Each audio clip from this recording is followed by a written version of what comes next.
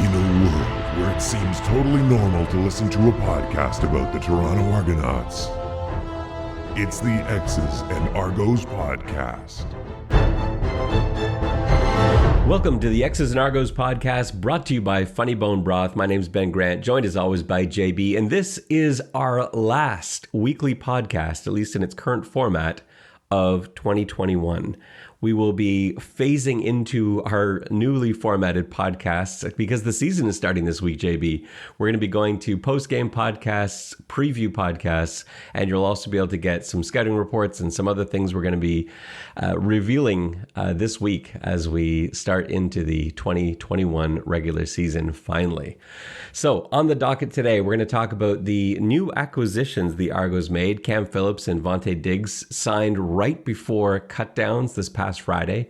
We're going to talk about the roster cuts, some surprises in there. We'll talk about guys we've got on the practice squad and also the taxi squad and how that works, because I've got a lot of questions about that this week. I think I've got it down now, so I'll tell you what I know about the taxi squad. And then in our last segment, we'll talk about what we want to see this week versus Calgary. All that and more coming up on this episode of the X's and Argos podcast. Let's get to it. So Cam Phillips, Vontae Diggs, both signed on Friday, both signed pretty much right before the roster deadline was due to be in Friday night. JB, I thought this was very cleverly handled by the Argonauts. They were the second last team to sort of finalize their roster and cuts. And what this allowed them to do was add both Vontae Diggs and Cam Phillips prior to making their own cuts. So they kind of looked around the league, saw who everyone else was cutting. Vontae Diggs cut by Edmonton, Cam Phillips cut by Hamilton. We're like, well, let's sign those guys. And then they could put their cuts in afterwards before that 10 p.m. deadline. What I like about that is that not only do you get sort of first dibs on these cuts, but it also allowed them to avoid an awkward scenario of having guys make the team and then the very next day saying, oh no, we're going to sign these two guys. Sorry, you guys are cut now. So I thought it was both clever and just a better way of handling personnel. Agree on that front? Yeah, I thought it was a good way to kind of game the system a little bit and see who everybody else had cut. I think if the CFL doesn't have, an exact time where all teams have to do it, before the end of day deadline, I think it only makes sense to wait until the end. Why would you, show your cards before then? And I don't know why the other teams all did. Like, it wasn't until 10 o'clock at night that everything had to be in, but you had teams that were days in advance saying, well, here's our final roster, we're ready to go. And I just think that puts you at a disadvantage. So kudos to the Argos, I think, for finding an advantage there. So let's talk about these two new acquisitions, Cam Phillips, Vontae Diggs. Let's start with Vontae Diggs. So Vontae Diggs, linebacker, he played in Edmonton in 2019. He's 25 years old, 6'2", 230, played University of Connecticut. A great player in his rookie year in Edmonton. He was the most outstanding rookie in Edmonton. A sure tackler. He's great at covering backs. And he was released and told as he was released that he wasn't a culture fit. What do you make of that scenario, JB? Well, a new coaching staff at Edmonton, so it makes sense that there might be some conflict, as we saw a little bit in Toronto between the guys who were there before and the new coaching staff. I think it's a great signing.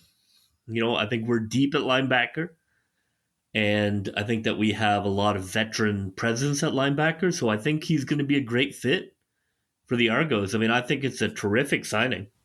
It is. It's a great sign. He's an awesome player. It's unfortunate that we've got so many linebackers we really like, but linebacker at least is a position that you can never really have enough of because of the special teams play that linebackers are called on for. And Diggs is going to be an immediate contributor on specials. I don't think he's going to see much of the field, especially this coming week. He barely had a chance to meet everybody. He just kind of flew in. I gather actually was on his way on Friday night to sign that contract. And so it's not going to be something where he's taking snaps as a linebacker, but he might be able to contribute right away on special teams. I don't know if I would. I don't know about, and we don't know exactly how this went down. I can't imagine telling a player that, sorry, you're not a culture fit here. I just think that's a very weird way of handling. Like, why do you have to say anything? Why can't you just say, sorry, we're going to go in a different direction. We're going to let you go.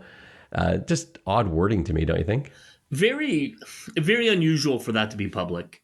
I can only assume that he looked good in camp and that this was a message to the team if they wondered why a guy who looked good in camp got the boot, and is clearly a coaching staff that is looking to send a message.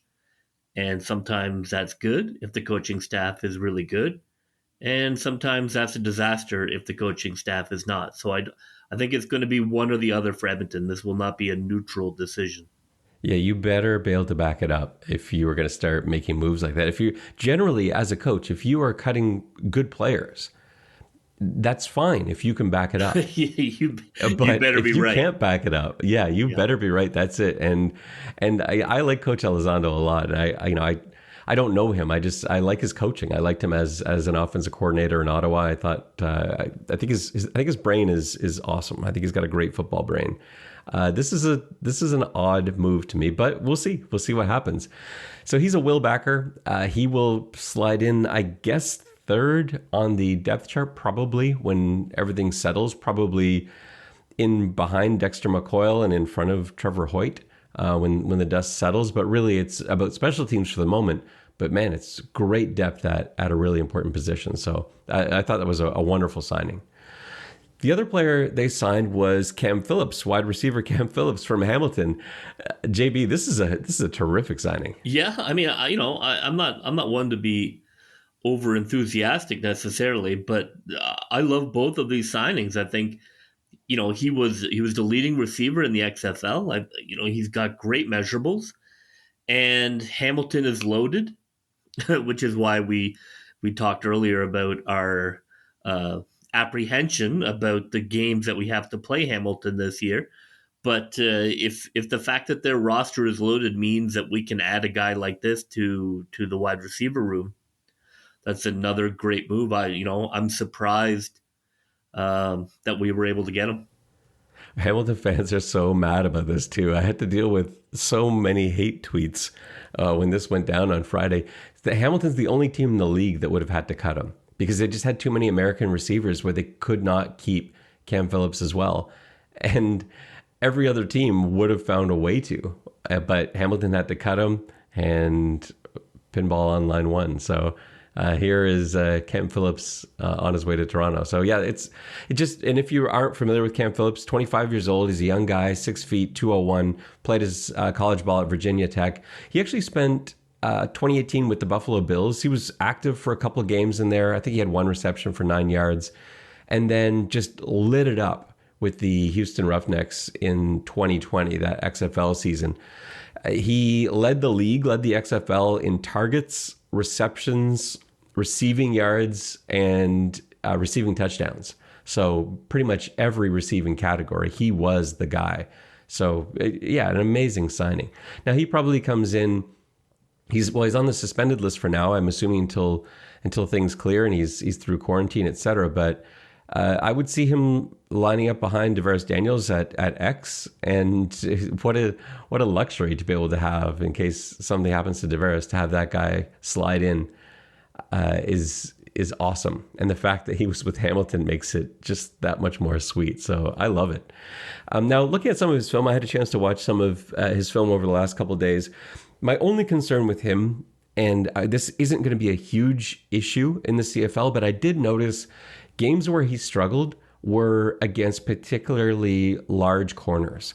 When he was in a situation where defenses were playing press man against him, where he had a big body corner lined up right in his face, long arms, good reach, he struggled.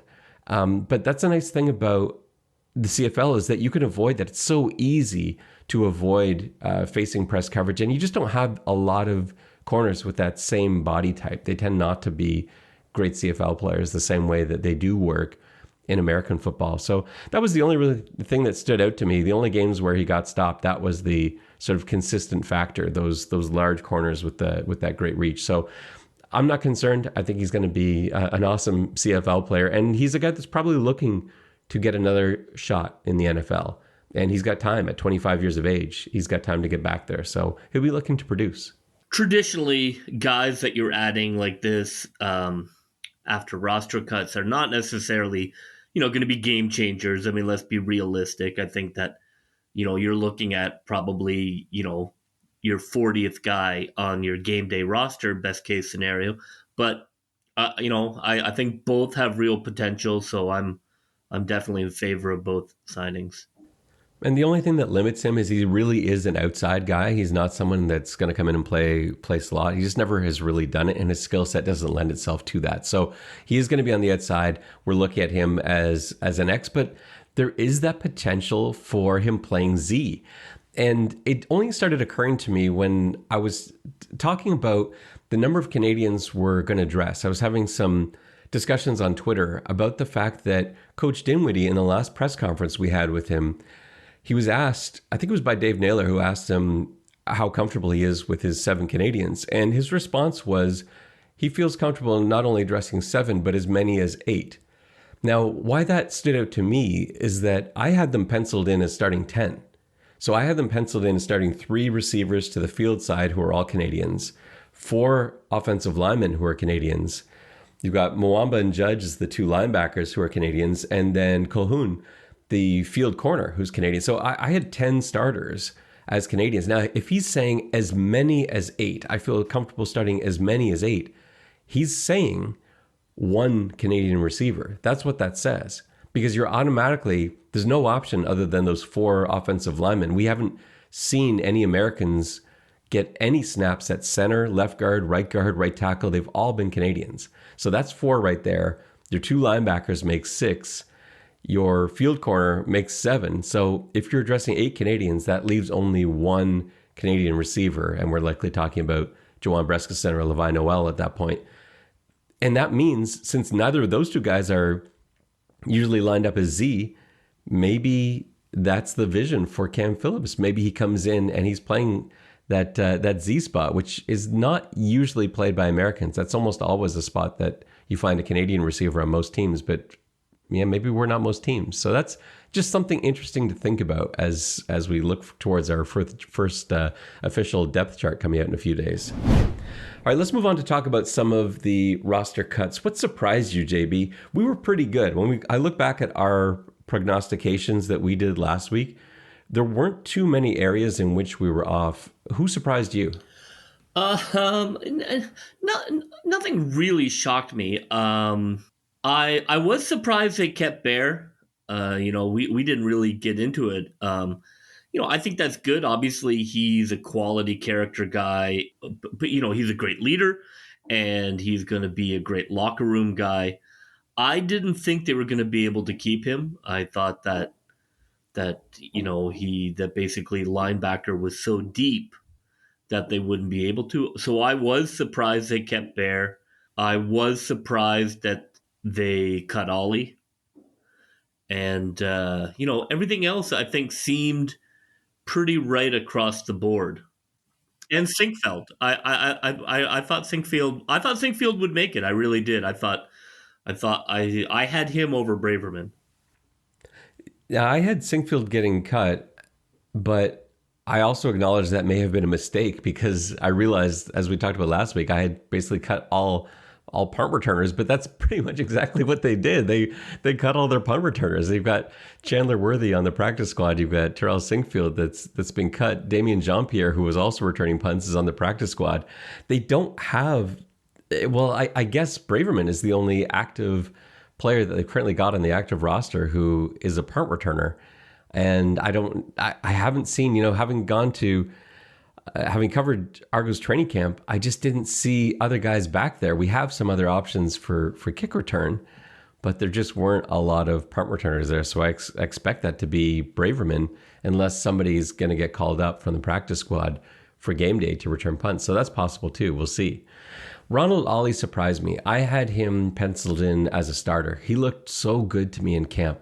Now, it came out during the week that he had suffered an injury, but there are options that the Argos could have taken. If he was injured and they really wanted to keep him, then you can keep him and put him on the 6-game injured list, let's say.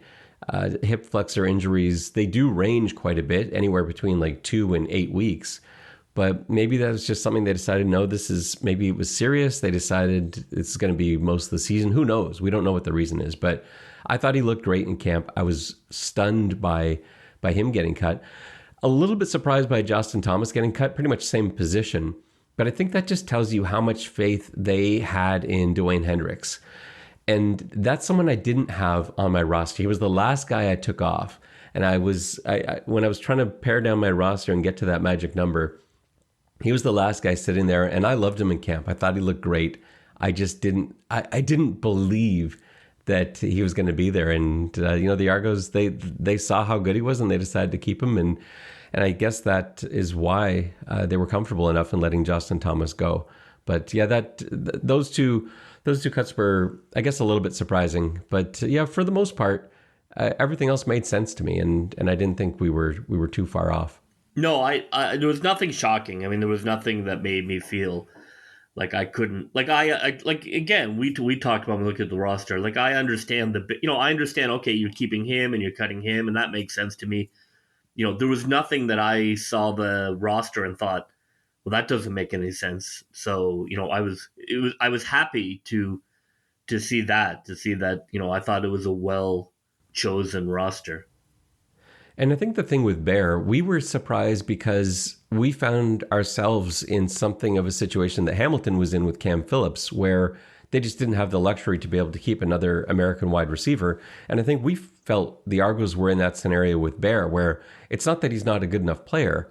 It's that he's a middle linebacker, and pretty much only a middle linebacker, and he's not a Canadian, and he hasn't really played much in the way of special teams. And he's not sort of, a piece for the future either.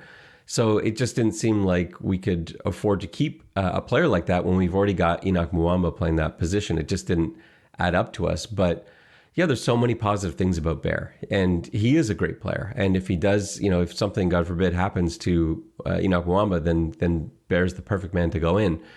It's just something that maybe caught us off guard, because it was something that we just didn't think we needed to keep that many middle linebackers who aren't necessarily playing teams and are American at that. I think they're more scared about him just signing in Winnipeg.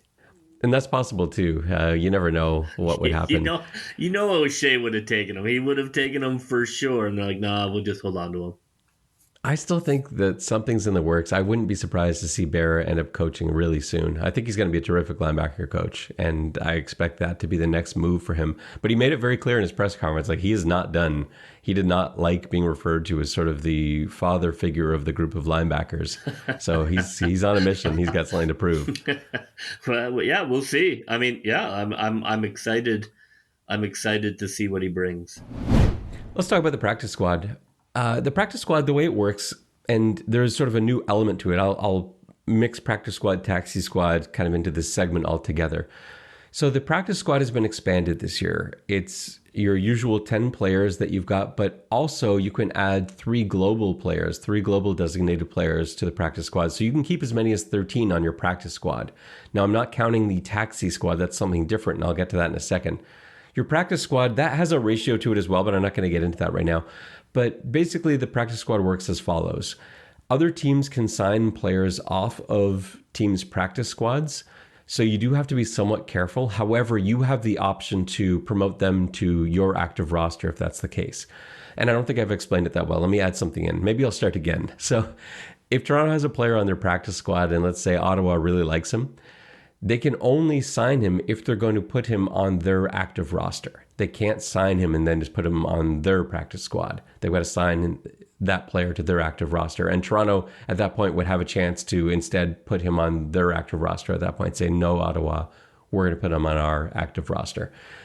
So you do have to be somewhat careful. You have an option to bail yourself out a little bit, but you do have to be somewhat careful with who you stash on the practice squad. It's not just like a treasure chest where you can keep everybody in there and they're safe and no one can touch them.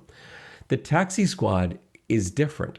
So the taxi squad is 5 guys, and this is something they sort of took this idea, I guess, from the NHL. It's sort of like a version of this. The taxi squad works as follows.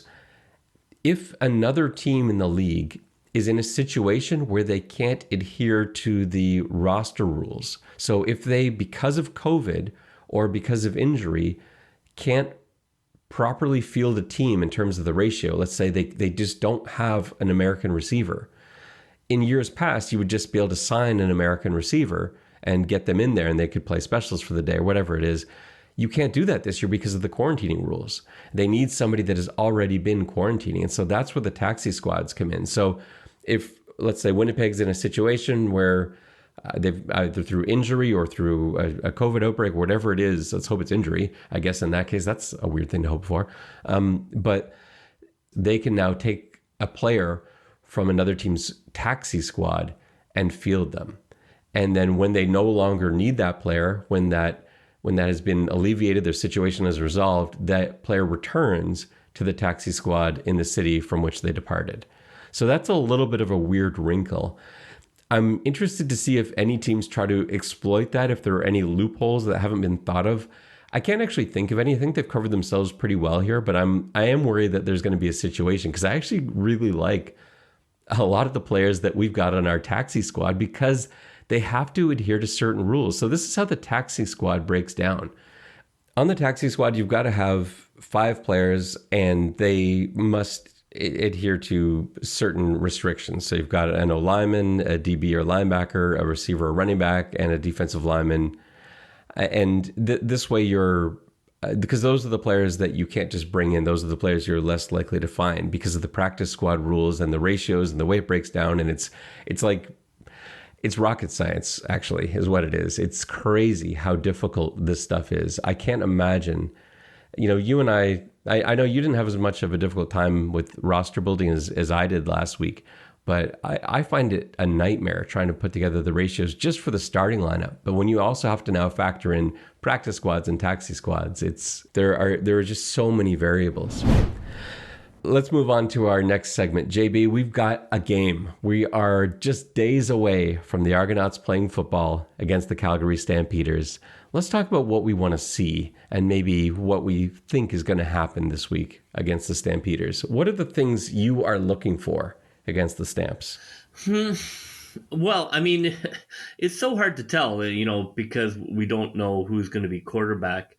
I would say in general, what I'm looking for in terms of improvement is I'm looking for more first downs. I'm looking for closer to 100 yards in rushing. I'd love to see a rushing touchdown. And defensively, I would really love to see us cutting down on plays over 20 yards. I'd like to see, under 2 plays over 20 yards.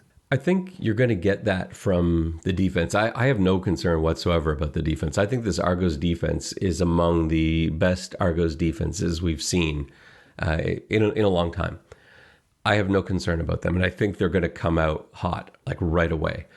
And the style of defense seems to be both aggressive and one that generally is able to avoid the big play. So that's sort of how they've positioned themselves, where if you are going to put something together, it's going to be through stringing together a bunch of short passes, just continuing to take your sight adjustments and your hot reads and working your way down the field that way. And if that's how you want to do it and get down the whole field that way, well then, best of luck. But that's what I think you're going to see from the defense. So I'm really not worried about them. I have concerns about the offense. I don't think the offense is ready yet. I just don't think they've had enough time. And I hate that Nick Arbuckle hasn't really had a chance to play both double blue scrimmages. He had to sit out. I think Arbuckle is going to be the starting quarterback for this game. And I just don't think they're quite there yet. I think it's going to take a couple games. So what I want to see is actually a fairly conservative offensive game plan. The defense is going to do almost enough on their own. The offense just has to avoid catastrophe. I want to see the offense put together a couple drives, show that they can run the football, complete some high percentage passes, work their way down the field, take the points where they can get it. They've got the luxury of Boris Beatty, who can kick field goals from miles away. That's fine. Keep those 3 points turning over. I'm okay with that. Just don't turn the ball over. We want to ideally want to avoid 2-and-outs as well, but nothing catastrophic, and the defense should be able to do enough. That's what I'm looking for. That's what I want to see is low risk offense, a little bit ball control. And I hate saying this because I hate that kind of offensive football, but I think that's what the Argos need right now in order to pull out a couple of wins in these first few games. I think they just need to play really smart football offensively and let the defense go out there and win the game for them.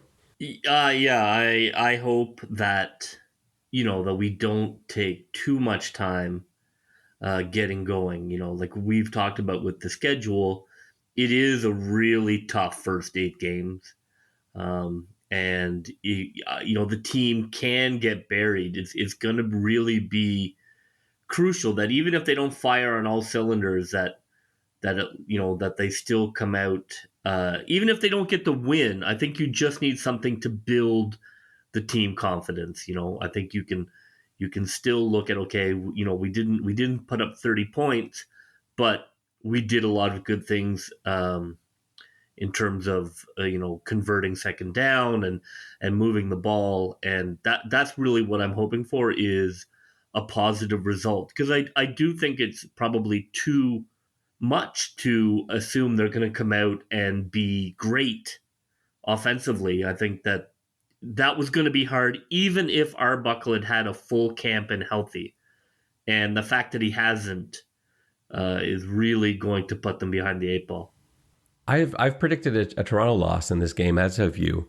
We both think it's just too much to overcome this new team with so many new pieces, entirely new coaching staff, going on the road to McMahon of all places and playing the most consistent team in the CFL, a team that has been in 3 of the last 4 Grey Cups with the probably best, or at least most successful coach quarterback combination of the past decade. It's just a lot to ask the Toronto Argonauts to come away with a win with all those circumstances. Now, what's weird about it though is you look at that Calgary team though, and this is a beatable Calgary team for the first time in a long time. There's not a lot that scares you on that roster. Bo Levi Mitchell scares me, and other than that, there just aren't a lot of players I point to and I say, "Woo, I'm worried about this guy. I don't know what our answer is. I just don't have that." And so I'm curious to see how it happens. I think there are scenarios in which Toronto can win this game. Totally. And Bo Levi Mitchell isn't 100% healthy either. We got to remember. I agree. Like this isn't a slam dunk. Like I think they have no chance to win. I'm looking on its totality. I think that it's a lot to overcome for Toronto. And, I could see Calgary winning, 24-20. But as we both know, any given football game, 5 plays make the difference. So if the defense can go get a couple turnovers, then it could easily be Toronto 24-20. I don't think we're being pessimistic. I think that we're trying to be realistically optimistic. Yeah, I think that's a good way to put it. There's just so many hurdles, and it's just not an ideal first game. But that's, and it would have been tough with a perfect camp. And we'll see the injury report and we'll see how Arbuckle is, but I think that the timing between quarterback and receiver is so vital, and hopefully they can get in a full, not a full week, but 3 or 4 practices of Arbuckle good to go. I'll certainly be a little more enthusiastic for Saturday's game. there are basically only 3 question marks in terms of the starters on this team. There's a question mark at quarterback. I feel very good about Nick Arbuckle, but he's not a proven quarterback in the CFL. We've talked about that many times before. So he's a question mark until he proves himself, and hopefully that's very soon. No, and it's really hard to beat your old team. They know you. They know you in and out. It is not easy, even if you were a veteran, accomplished quarterback. It is hard to beat your old team. They know all of your weaknesses. They know what you like to do, your tendencies. So that is also a challenge for for Dinwiddie and Arbuckle is, you don't want to overthink it and outthink yourself, like, oh, they know all these things. But on the other hand, you do want to be careful about tendencies that you had in Calgary. And it's like half the team. They know this team so well.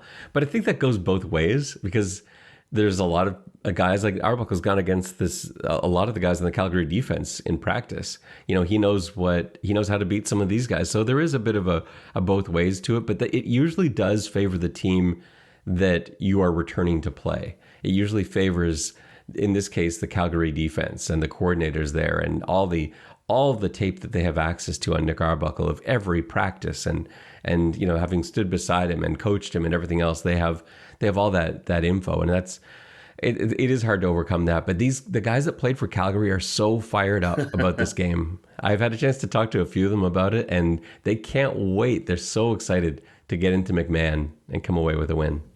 It's a shame that it's almost a shame that it comes week 1, I guess. Like, maybe that's a good way to start it, but I think I would rather have had this matchup week 4 or 5, when the guys are really ready for it and they can really go in there and give them everything they've got. So the other 2 question marks on this team, we're likely going to be starting Peter Nicastro, who is a player I like very much, but he's a rookie. And so we don't know what he is in a professional setting. And we don't know if he's going to start at center or if he's going to start at left guard. That's up in the air a little bit too. He and Blake had kind of been flip-flopping back and forth, trading spots. So Nicastro may end up as the center. That's certainly the long-term plan. But he may also end up playing guard this week. They may feel that that's not quite there yet. We're not sure. So that is another question mark. And left tackle is a little bit of a question mark, because it has been something of a rotation. My expectation is that Terry Poole is going to eventually be the left tackle, but I think I would be surprised if he's out there starting at left tackle this week. I still think it may be too soon. So does that mean we see Isaiah Cage? Does that mean we see Dejan Allen? I'm not sure. And that worries me a little bit. So that is the other question mark. Those are the 3 question marks. Everyone else in the team, I know what they are. They're proven. I have confidence in them. And I do have faith in those 3 guys I outlined, in Nicastro, Arbuckle, and whoever our left tackle might be. They're good players. I have confidence in that. I like them on the team. It's just that they haven't proven themselves long-term on a CFL stage yet. So that's something that I guess we're waiting to see. And I think that the way those 3 guys play, not just this game, but even this season, will have a lot to do with how Toronto fares this year. Coming up on Wednesday, I'll be having a discussion with Danny Austin, who covers the Stampeders for the Calgary Sun and Herald. He and I are going to sort of preview what to expect from the Calgary Stampeders as we prepare ourselves for this opening game of the season. And JB and I will be back in your ears for a post-game show following the Toronto-Calgary game. We'll be doing it right after the game ends, probably finishing late in the night, and it'll be waiting for you on your phone for Sunday morning, providing that you are a subscriber. And so if you have not subscribed yet, please make sure you do so that podcast shows up right there on your phone and you don't miss a thing. For JB, I'm Ben Grant saying so long, and may all your pre-snap reads be good ones. I'll see you. Go, Toronto Argos, go, go, go. Pull together, fight the fight.